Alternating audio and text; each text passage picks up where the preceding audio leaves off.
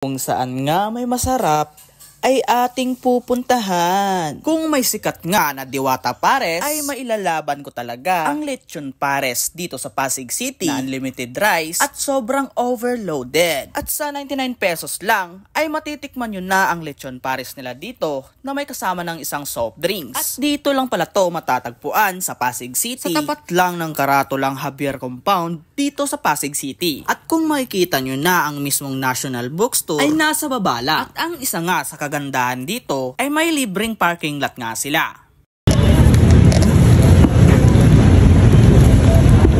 Habing gusto